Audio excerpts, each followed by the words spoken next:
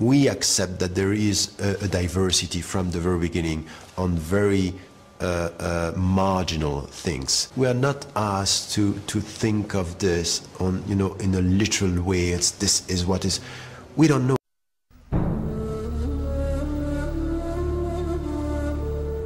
Muslims believe the Quran to be the word of God as dictated to the Prophet Muhammad, while most Christians and Jews understand their holy texts to be authored by men inspired by God. This distinction means that critical analysis of the sacred texts, which has so enlightened Christian and Jewish thinking since the 16th century, becomes an extremely sensitive issue when it's applied to the Quran. And it doesn't help when those scholars who are making the attempt are largely Western non-Muslims. Can their studies really shed new light on the text and its origins?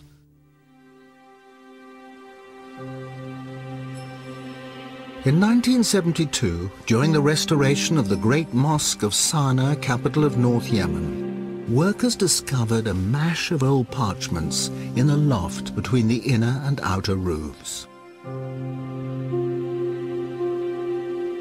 The entire load was stuffed into some 20 potato sacks, where it might have remained were it not for the arrival 7 years later of Dr. Geert Puin, a German scholar and Quranic expert. Puin immediately grasped the significance of the find. Working with a team of local assistants, he carefully prized the layers apart and fired off thousands of photographs. 4 fragments immediately caught Puin's attention. They contained the first and last chapters of the Quran, and unlike any other Qurans in existence, they were illustrated with architectural drawings of mosques. A vital clue to their origin. Because of its drawings, because of the art historical context, you can date this Quran very precisely to the time of Al-Walid. This is the reign between 705 and 715. The oldest datable Quran in the world, created some 70 years after the death of the Prophet. From the potato sacks, Puin identified fragments from nearly 1,000 different Qurans. Comparisons between them and the standard Cairo text in use today are startling. These early texts are written in a kind of shorthand with no vowel markings or distinguishing dots, which means that individual words can have up to 30 different meanings. Es ist tatsächlich so, dass man durch die schiere Existenz The sheer existence of so many different possible readings would suggest that this text wasn't passed down word for word. Der Text eben nicht wortwörtlich überliefert. The text isn't as stable as it seems in the Cairo version. In der Fassung von Kairo erscheint. There was another important discovery amongst the Sana'a fragments. The application of simple forensic techniques revealed earlier texts that had been washed off and overwritten.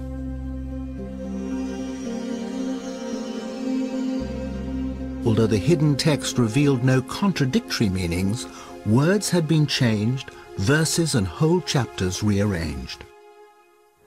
If his researches are correct, particularly on dating, it suggests, in fact, that the Quran was not a single product, a single entity that was fixed by 650, but actually developed much, much later, hence the overlaying of texts of written materials.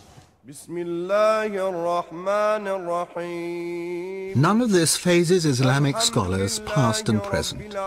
They are adamant that the integrity of the text has been preserved through a strong oral tradition, and if differences occur in earlier written versions, they say these are due to regional and colloquial variations of the same words and phrases.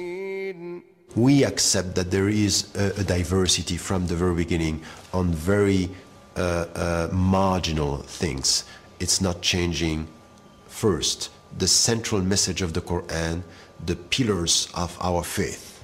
In 2001, another German study caused such outrage that all mention of it was banned in some Islamic countries. A book appeared written by an expert in early Semitic languages.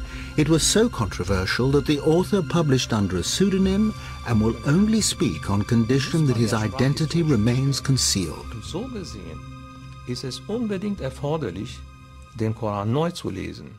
In order to understand it correctly, we need a fundamentally new interpretation and reading of the Quran.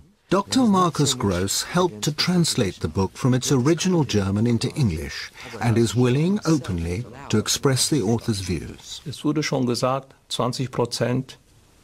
Ich würde sagen 25%. About a quarter or a fifth of the Quran contains unintelligible words or words which don't make real sense. That number can be vastly reduced with a knowledge of Syriac to, let's say, 5%.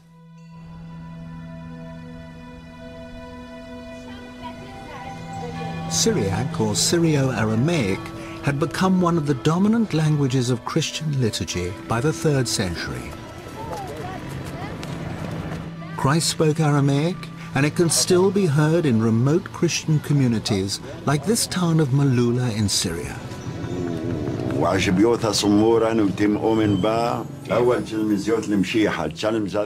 But at the time of Muhammad, Syrio-Aramaic was the major written and cultural language of the whole region.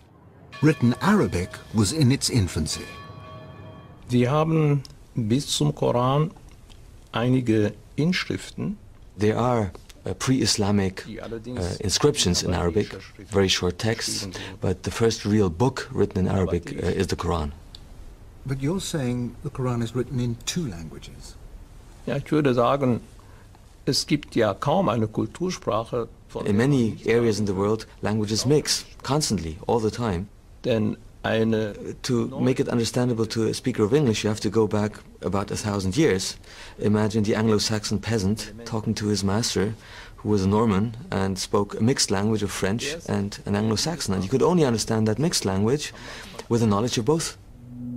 Muslim scholars of the past had the confidence to acknowledge foreign words in the Quran. In the 10th century, Al-Tabari, one of the most respected commentators, identified Hebrew, Latin, Greek, Persian, Abyssinian, and Syriac words. The difference, though, is that Luxembourg is claiming new meanings that have never been suggested before. How can one German professor challenge the collective judgment of more than 1 billion people, and on what basis? What method does he use?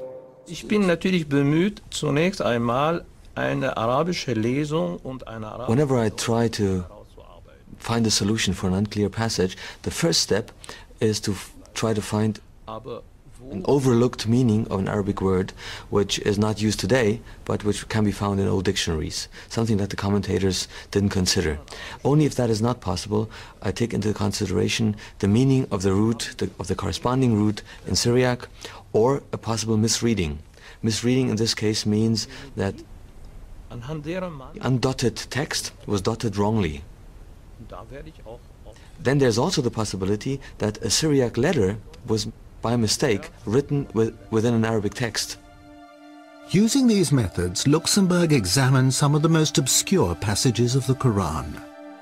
After Mary has given birth to Jesus, in the Arabic Quran, the archangel says to her, "Be not sad, your Lord has placed a little river beneath you." In Luxembourg's version, "Be not sad, your Lord has made your delivery legitimate." And there are other highly contentious examples. God's command to a skeptic in Arabic, "Look at your food and drink, look at your ass," becomes "Look at your condition and look at your overall state."